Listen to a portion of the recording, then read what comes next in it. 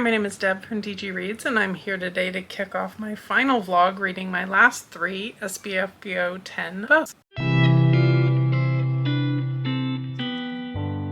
Okay, I have 3 books left on the agenda to read for consideration as a semi-finalist for Cassidy from Covers with Cassidy. And if you don't know what I'm talking about, I will have lots of things linked down below, including Cassidy and her announcement video talking about her team and how her team is run, and the page for the SPFBO competition where you can find lots of information about all of this. If you've watched my previous 2 vlogs, you know I've had a few books that I've really loved and could see myself putting forward as a semi-finalist. So the objective here is to find out what I'm reading next and see by the end what book will be my semi-finalist I'll be passing to Cassidy for her consideration in picking out a finalist. So to start things off, we do need to figure out my next read, which means it's time to pull up the spinner wheel. Okay, we are screen recording.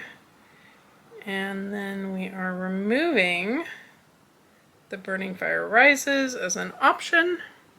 And let's see what we get. Spin.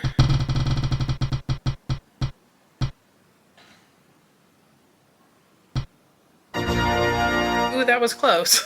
But The Outer Darkness is what we're gonna go with, which I am excited to pick up. So I will be back once I've started and have some initial thoughts for you. I'm back because I'm 25% of the way into The Outer Darkness by M.V. Prindle, and I have to say it's going really well so far. This is set in a world of darkness. Scary, scary things are out there in the darkness, but humanity has this light from a god which basically holds back the darkness. And as long as you're in the light, you are safe from the darkness. The problem being that this light that protects everyone is starting to falter. And there's a lot that goes along with that, but if the light goes down, things get really scary really quickly for the people in this world. We are following a really large cast of characters, and I have to admit I'm a little bit nervous about the huge number of POVs that we're getting. At the point where I'm at now, at exactly 25%, I think we just met our 8th POV, but I will say the author has done really well at putting some reminders in the text of how these characters interrelate to each other. When we meet someone who's the parent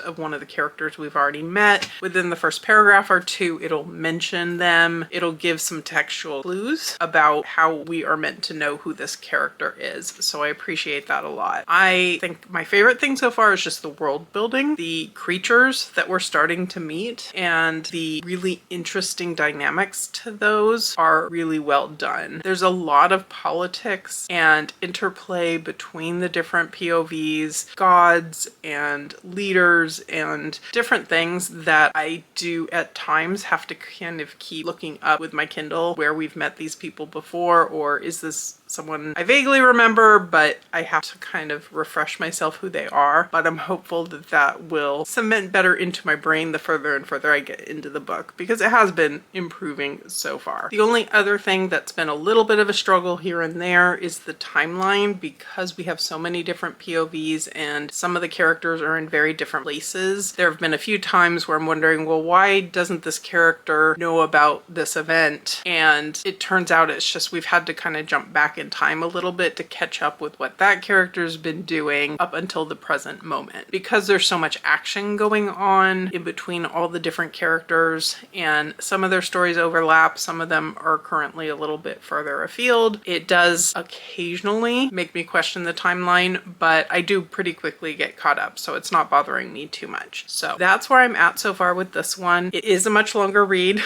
than any of the books I've read up till now, so I am taking a little more time with it, but it's going a lot faster than I maybe originally had thought it would. So I'm excited to keep going, and I will be back once I'm about halfway through to give you some more thoughts. I've reached about the halfway point in The Outer Darkness, so wanted to give some additional thoughts at this point. And actually, I don't have that many more compared to what I talked about in the first update, but I am still having a pretty good time with this book. I do think I'm still struggling a little bit with the number of POVs and keeping everyone straight in my head, and that very much could be a me thing versus a book thing. It's probably my preference to kind of cap off at like 5 POVs typically, but I also think I've had a very distracting week, so that could be partly going into it. I am really still enjoying the fact on Kindle I can quickly refer back to my highlights and where I've highlighted who each character is, and I still think the author's doing a really good job of refreshing us through the text as to who is who. It's just a lot to keep track of when you consider all the main characters and all the side characters that come into play. I am really enjoying seeing how some of the storylines are overlapping and coming together as we get further into the book. I think there have been a few places that I felt like it got a little bit slower as we're getting to kind of that middle point in the book, but overall I'm having a good time with it. I think in general the pacing has been good. The writing is still really good. So this one's going really well for me, and I am very much looking forward to continuing on with it, and we'll be back with final thoughts. The time has come to share my final review for The Outer Darkness by M.V. Prindle, and overall this was a very positive reading experience. As I've already mentioned, we are following a very large cast of characters, and I think that worked both in the book's favor and possibly a little bit of a detriment when it comes to my personal taste. I think the author did really well at distinguishing the different POV characters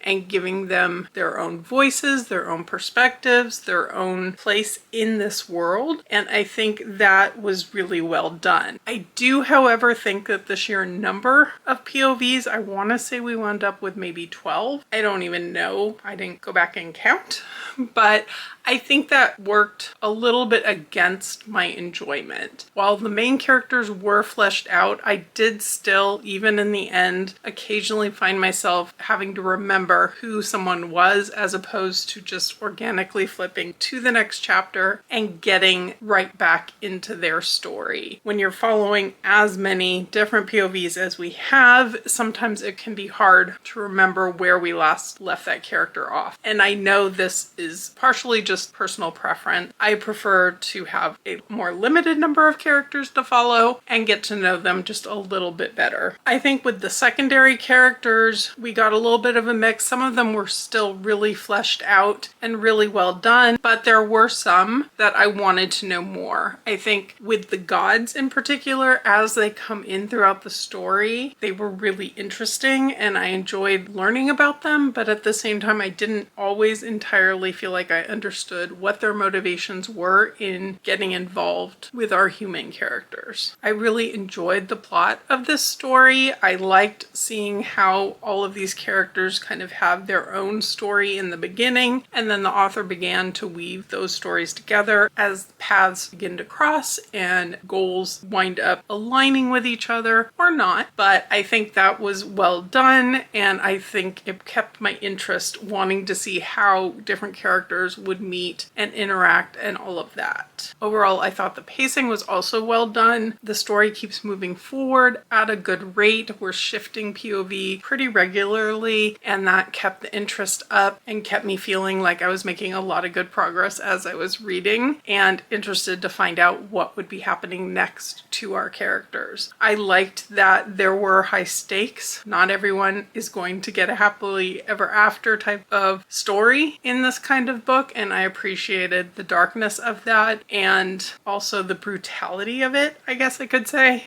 I thought the action was well done, and even as there are a lot of moving pieces, I felt like I was following along quite well. For someone who really enjoys good world building, this book definitely gave me a lot of it, and I generally really liked it. This author has some really unique ideas from the different gods and the light versus dark and the magic systems, and in particular, I really enjoyed some of the creatures that come into the mix and the way they have unique kind of structures to them, I guess I could say. All that said, and not to feel like I'm repeating myself, but again, there's a lot to take in because we have so many different POVs and they all come from different walks of life, from different religious backgrounds, from different knowledge levels of the world and the gods and the prophecies and all of those types types of things. I think there wound up being some areas where I felt like I would have wanted more fleshing out because we had different characters with very unique points of view. I would have liked to hear them have time in the story to talk about their different ideas of things and how they may have been different, or maybe possibly some of the different terminology maybe overlapped in some ways. I felt like late in the book we started to get a lot more answers, and not info dump exactly, but just a lot of explanations coming in, and it made sense to an extent because we've got characters coming together and they are talking about things, but some of that I felt like is information I really would have preferred to get peppered in throughout the story from the beginning. Instead of, it seemed like a lot of that type of stuff hit around that 75% mark. With the writing, I thought the writing was exceptionally well done. I really liked the level of description we get. The author was great at building tension when tension was intended and building up these different settings and giving us an idea of what was going on. For such a dark and bloody and gory book at times, it had some really beautiful writing tied to it. There was a line that stood out to me about a really gory setting, but he talked about how the flies were pirouetting over the score. And so things like that, where you blend something very dark with something very beautiful, really worked well for me. That descriptive language really worked to set a scene and keep my attention and keep me thinking about the writing while at the same time not going over the top or not getting too bogged down in too much description. Overall, I really enjoyed this book. I will definitely be looking forward to reading more from this author in the future. So with that, it's time to go over the ratings. Again, these are out of 10. For characters, I gave this book a 7.5. For the plot, I gave it an 8. For world building, I gave this one an 8. Writing, I gave this book a 9. And enjoyment, I gave this book a 7.5. This gives the book an overall score of 7.92. And now it is time to find out which of the 2 remaining books will be my next pick. Okay, screen recording. Okay, let's remove The Outer Darkness, and that leaves us with 2 books. So let's see which one will be next.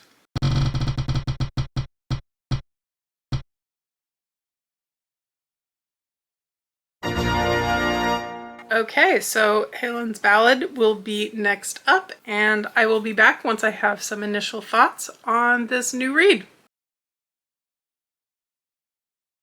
I've very quickly jumped into my next book for SPFBO, and I am now 25% of the way through Haelend's Ballad by Ian Conry, and I'm here with some initial thoughts. This is a book that definitely puts the reader right into the middle of things, and without a lot of setup, kicks right off into the action of things. So this is not something that I mind in books, but I do feel like at 200 pages in, I'm still just kind of getting my feet under me in terms of knowing who's who and how these different factions are working against each other, different characters are working with each other, and all of that. We're basically following 2 people groups. The Daglish have come into this region and they've come in as colonizers. They are oppressing the local people, they are mistreating them, they are doing a lot of things worthy of the rebellion that is happening among the original settlers here. These people are gathering forces as the Dark Horses, and they are trying to find a way to fight back. There doesn't seem to be a lot known about these people who have come in, and they've pretty much just come in with their adults. They've come through a route that's unknown to any of the original people here, and they can't find a route to the other side. So I do have some questions in mind of how exactly these 2 places are linked. Is there a physical path? Is there a portal? Is there a doorway? I don't know that yet. We start off following a family where the father is a significant leader in this dark horse movement, and in the very opening chapter or two, he winds up killed. His family is on the run, and his oldest son goes to join the dark horses, and that son is one of the POV characters we are primarily following. We're also following Soren, who is an orphan boy who is in an orphanage, and he is bullied by his fellow orphans. He is mistreated by those in charge of the orphanage for the most part. He does have one friendly face on the orphanage staff, and she's really kind of stepped in as a mother figure for him to take care of him and everything. He winds up being severely beaten and thrown for dead into a river, with the strong implication being that he actually died. And this is all laid out in the synopsis, so I don't feel like that's at all spoilery, because the synopsis says a dead child comes back to life, and that's this boy Soren. And he winds up in a new place on the bank of or ocean or body of water of some sort, and gets found by some people in this rebellion movement. He seems to be a portent of some sort of prophecy or known thing to come, and there's a lot of questions about what has really happened to him. He doesn't know. They don't know who he is, what he is. The friendly face from that orphanage that I mentioned, she's another one of our POV characters, and she believes that he is dead. She winds up going to work somewhere else, and then she winds up killing her master through a whole course of events. This then has her on the run, and we're following her POV as well. We do also get some additional POVs mixed in. The synopsis actually mentions a couple others that aren't necessarily main POVs so far in the story, but I think we've met those characters. So we have a fairly large cast of characters, and I'm still kind of figuring out how they all interrelate and connect with each other. So far, I'm kind of finding it a little slow to engage me initially. It's an interesting world. It's a very dark world. It's steampunk. We're seeing like steam machines and things like that going on. And there are elements that I'm kind of wanting answers to. For example, there's a lot of talk about this prophecy that may or may not relate to Soren. And part of that prophecy talks about different things. Like there's a particular type of creature that's a portent of these final times. And that creature gets brought up quite a bit, but it doesn't really define what that creature is. And we do know that Soren has had an encounter with something he called a monster. And we know a little bit about what he described his creature as. So I'm kind of wishing we were getting a little more description from both ends to see if these things might overlap or not. So there's a lot of questions for me at this point, but I am looking forward to finding out more and continuing on, and I'll be back kind of midway through the book to give some additional thoughts. Back with my midway thoughts on Haelend's Ballad. I'm almost at 50%. I'm just a little bit shy, but while I was sitting here filming, I did want to give you an update. And in general, I'm liking the book. I think it's got a lot going for it. I think it's not 100% necessarily clicking with me though. And I think it's a book with a very large cast of characters and a lot of moving pieces, and some of them I'm more invested in than others. I'm really liking in particular reading Soren's chapters. He's the young boy that was killed and came back, and he's in a new location, and it's really interesting to see how different people treat him, how they observe him. And I think even though we're reading from his POV a lot of the time, we're able to see pretty easily how other characters are also perceiving him. Even when he himself doesn't necessarily understand what they're saying, the reader is able to read things into it. And I think that's really well done. I'm also really liking Arnon, who was the son in those initial chapters where the father was killed, and seeing him kind of joining this movement and following his story as well. There are other sections which aren't pulling me in quite as much. This is definitely a book where we're following some younger characters, but it is an adult novel. The themes, the darkness, the blood and gore, and a lot of the characters are older as well. There are definitely quite a few trigger warnings in here. I think I may have have mentioned them before, but there are scenes of abuse against children, against women, and so this is a book with a lot of darkness to it. I think the world itself I'm getting to know better, but I do wish there was a little bit more description here and there and a little more fleshing out. We have now heard, or I guess read, Haelend's Ballad, the ballad that gives the book its name, so it was really interesting getting to read that, and that's largely the way this world seems to tell stories, is through song and preserve memories through song. So it was interesting to read that and get to kind of see some of the things the characters have been talking about being potential signs of things to come and work through what's been going on. So I do look forward to continuing on with this one. It does feel like I'm going a little bit slow through it, but I think it's just purely the fact it's an 800-page book, so it's taking me a little bit longer to get to these milestones to give you updates, but I will be back with final thoughts when I get there.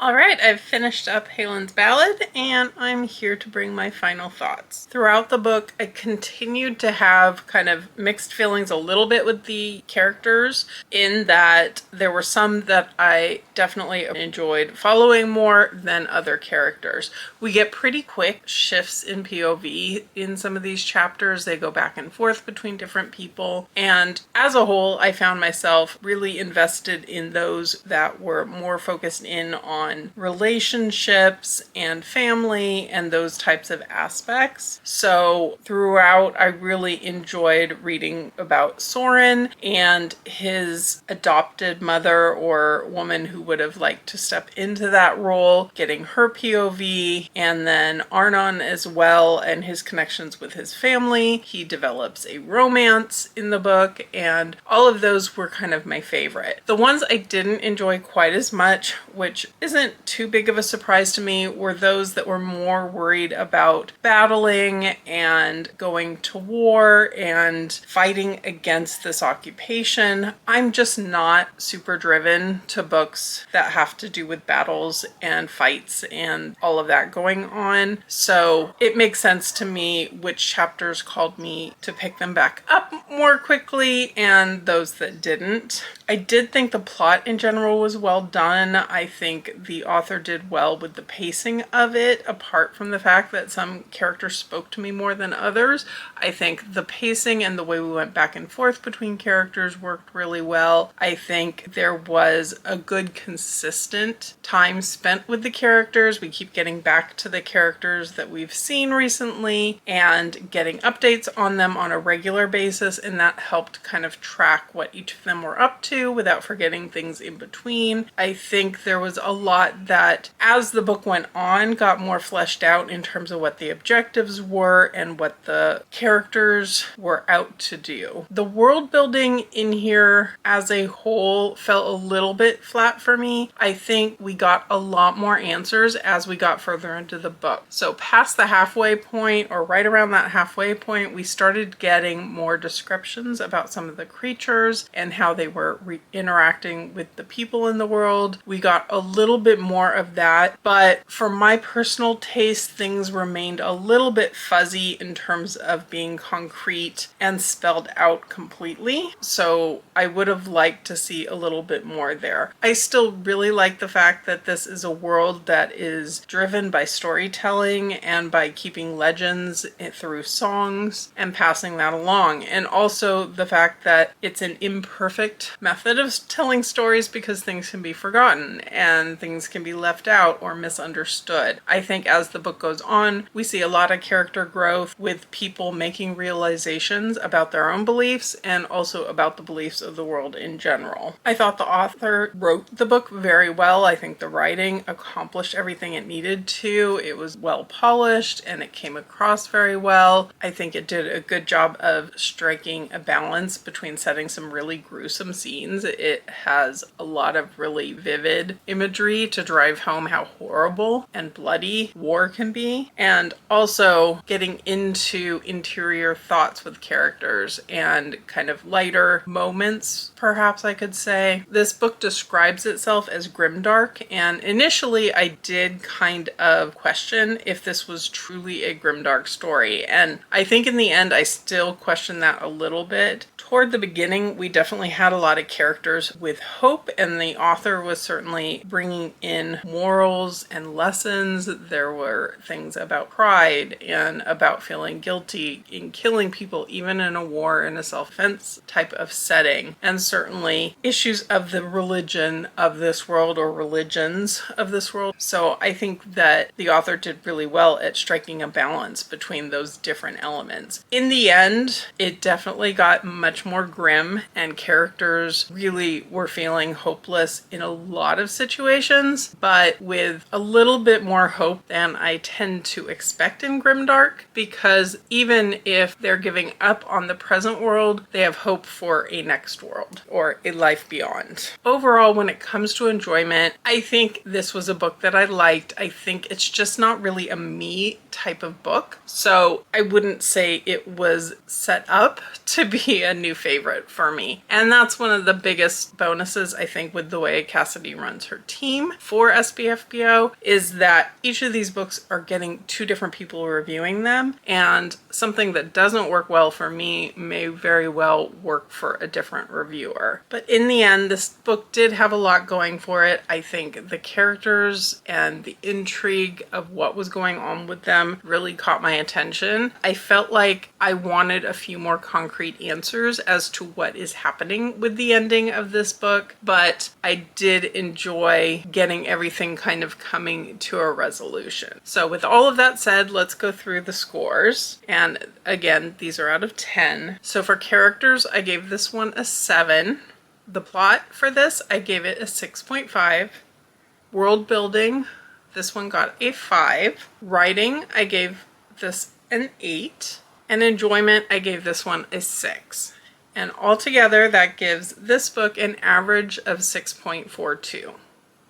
So with that, normally I'd bring out the spinner wheel, but there's only one book left. So we do know that Bitten is my next read, and I will be back once I have my initial thoughts.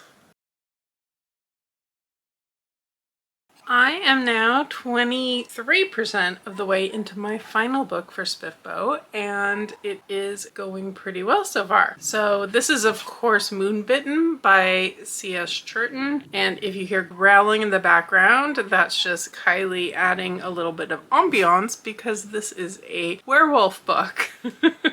She is growling along, apparently. Mostly focused at the neighbor dogs who are currently barking. So I apologize for any background noise you may be hearing. And before I forget, in the week before this video is planned to be live, I was able to actually pick up this book on Kindle for $0. So if it's still on sale, you might keep an eye out for it through Amazon. So we've met our main character, Jade, who is a young woman. She's preparing to go off to school. She's preparing for the rest of her life when she's visiting her uncle's cabin, and she gets attacked by a really oversized, huge dog who, it turns out, is actually a werewolf. She doesn't really realize what's happened, but she's approached by some of those in the know who realize her life is about to change. She's being forced to attend the Fur and Fang Academy, or at least that's what the slang name is for this particular school. Because a werewolf shifts based on emotion, it's really hard for a newbie to learn to control all the impulses and the anger and the everything that goes into this. And people like her, people who get bitten, aren't the norm.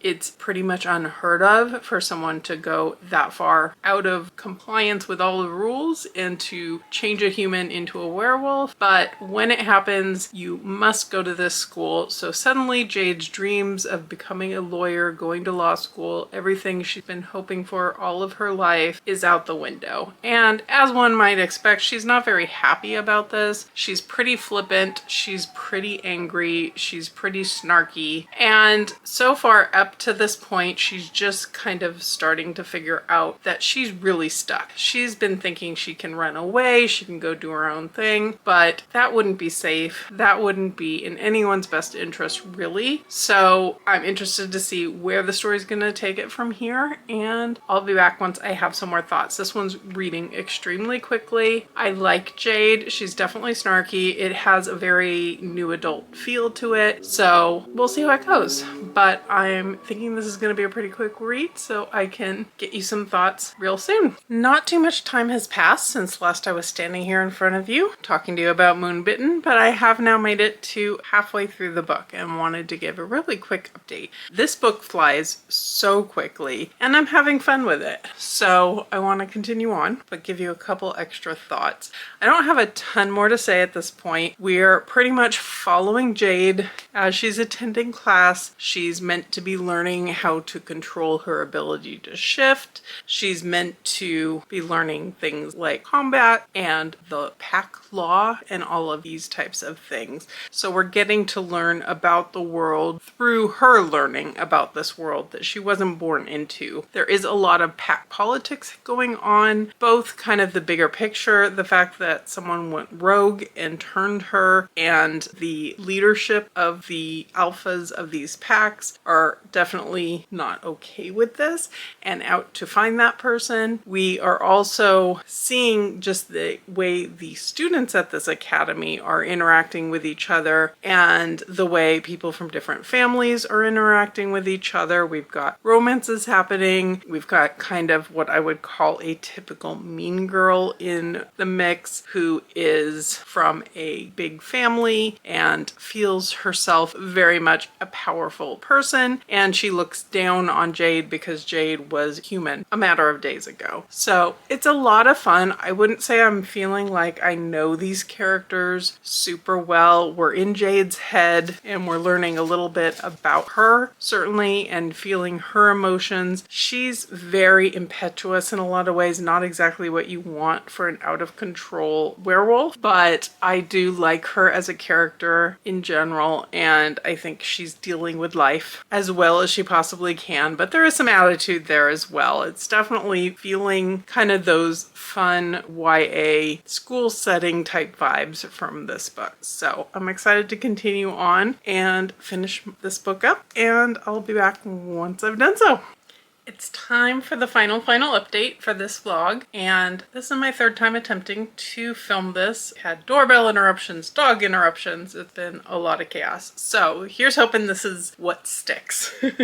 I have finished Bitten, and I've had a really good time with it overall. I enjoyed following along with Jade. I think she portrayed a young adult in a very difficult situation really well. I think there were times where I got really frustrated with her and wanted to shake her and some of the decisions she was making, but I think that's not unusual for a typical 18-year-old. In terms of the side characters, I think some were a little more fleshed out than others. I really liked her friend May because May is a shifter, though not a standard wolf shifter, so she's also kind of treated as other, and we get to see the way that this world has a lot of defined prejudices and just discrimination against anyone who's not through the wolf lineage and the family structure and the pack structure. And I liked seeing that she was a very successful shifter and she put a lot of effort into her studies and helped our main character Jade along in hers as she's trying to catch up in a world that she wasn't made for. Some of the other characters I felt like could have used a little more nuance. I didn't entirely understand Dean and some of his motivations. He's kind of one of Jade's first friends, but then he has some mixed loyalties to the sort of mean girl character that we get, and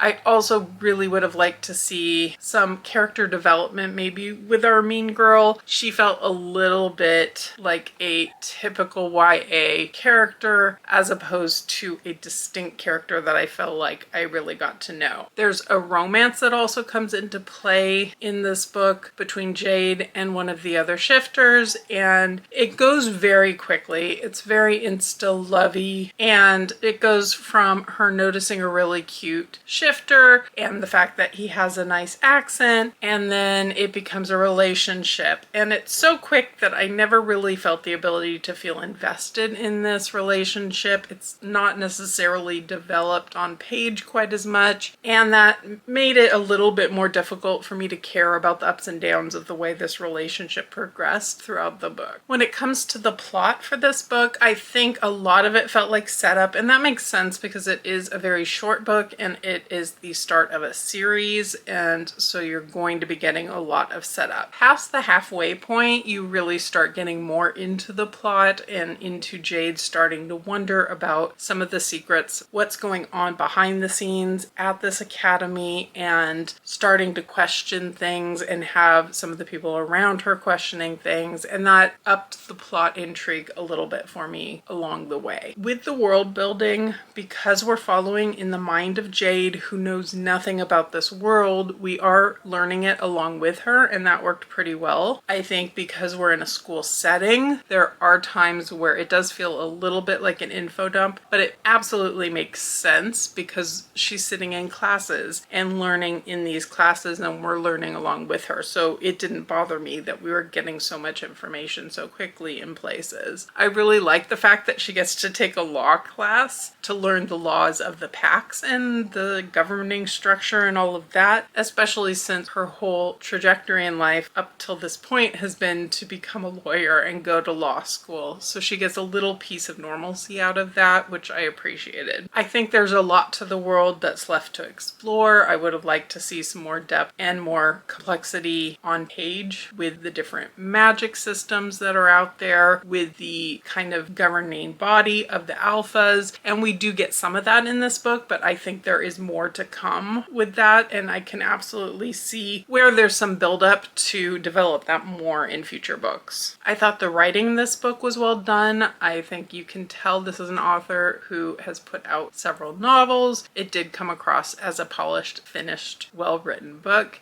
It's a very sort of casual writing style, I would call it, because we are in Jade's head. We're following along in her thoughts and a little bit of stream of consciousness here or there and following her POV. It did make it really easy to settle into the writing and into Jade as a character from the very beginning. And overall, this isn't necessarily a book I would gravitate towards normally. I don't read a lot of shifter books. I don't read a lot of this sort of paranormal YA, but I had a really good time with it. I didn't want to put it down when I was reading it. I wanted to pick it up when I wasn't, and I think it would be a really easy one-sitting binge if it weren't for pesky things like needing to stop to sleep and go to work and those types of things. So with all of that, let's go over the scores for this book. For characters, I gave this one a 6 out of 10.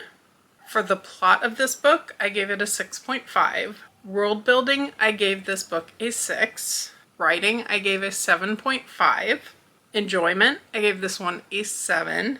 And altogether, that gives this book an average score of 6.67. So with that, the time has come. I started out with 10 books, and I need to pick just one semi-finalist. The way that my spinner wheel went and the random order I read these things in, it worked out that I had one favorite book in each of my vlogs. So I do want to give special attention to those. The Afterlife Experiment by Sam Weiss was in my first vlog. Lizard Skin and Sharpened Steel by Damian Larkin was in my second vlog, and The Outer Darkness by MV Prindle was my favorite from this vlog. But I do have to give Cassidy just one semi-finalist from my batch of books, and if you've been following all of my vlogs, I don't think it'll come as a huge surprise that my semi-finalist is going to be Lizard Skin and Sharpened Steel by Damian Larkin. This is a book that really surprised me. I had so much fun reading it and spending time in a fantasy world with dinosaurs with some fun characters. And Cassidy, I really hope you enjoy this one as much as I did. That was really an opportune time for my battery to die on me. So apologies if the camera shifted a bit. But with that, I want to send a very big thank you again to Cassidy for including me on your team. I had so much fun with this. I was so pleasantly surprised how much I enjoyed the books on my list this year, and I had a really good time bringing these vlogs out for all of you. I hope along the way something sparked your interest. I'd be really curious to hear down in the comments below. Do you have any books you've added to your TBR that I read out of my 10? Are there any other self-pub fantasy books you'd recommend that I add to my TBR now that I have a little more time to add some additional reads to my schedule? Let me know all the things in the comments below, and if you could hit that like button, I would surely appreciate it. Subscribe if you're interested in more of my content. And if you've made it this far and you don't have anything to comment, leave me some sort of celebratory emoji to celebrate me choosing Lizard Skin and Sharpened Steel as my semi-finalist. And now I'll leave this off here and I will catch you in the next video.